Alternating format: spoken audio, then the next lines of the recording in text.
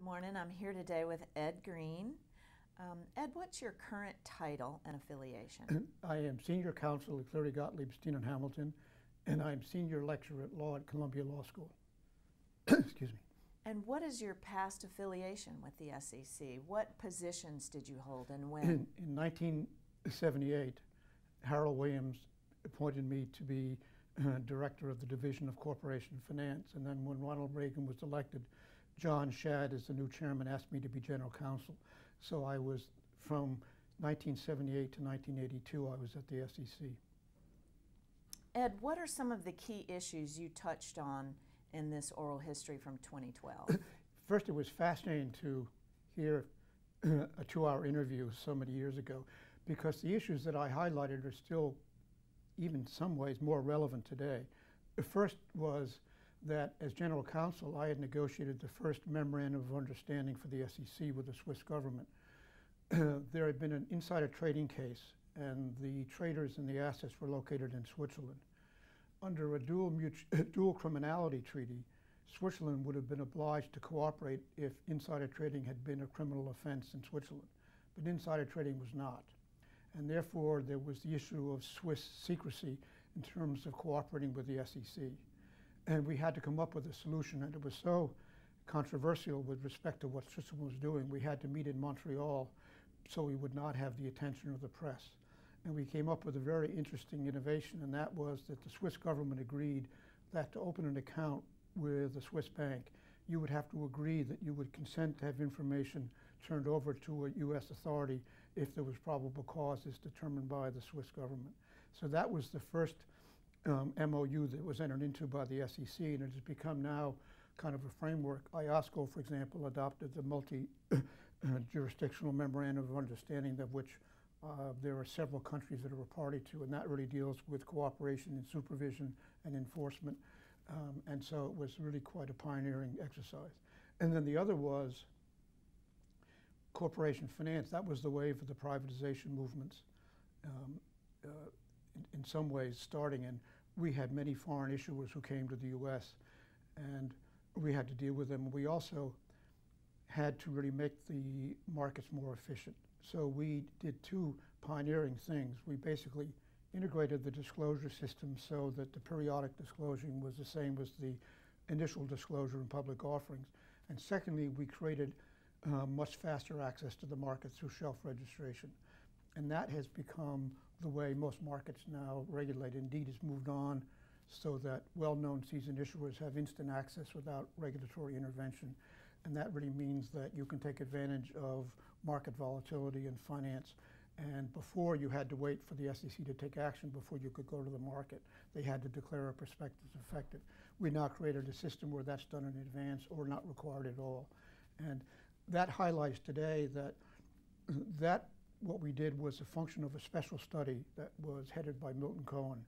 And those recommendations were looked at and implemented by and large by the division and the commission. Today, we're calling at Columbia for another special study because technology has really transformed how markets are structured. And what we need is stepping back, not a legislation by legislation fix like the Jobs Act, the Choice Act, the FAST Act. We need to step back and oversee how derivatives and securities markets are regulated, how they should be integrated, and how we can really make the U.S. market and maintain it as competitive. So Ed, is there anything else you would like to highlight from your oral history interview? Yes, the importance of the MOU as a vehicle for government to enter into informal, non-binding agreements. Today, with globalization, we have more and more transactions involving participants in 2 markets. And the home market is where the activity takes place. The host market is where the activity takes place. The home market is where the entity may be located. And the issue is, who should regulate?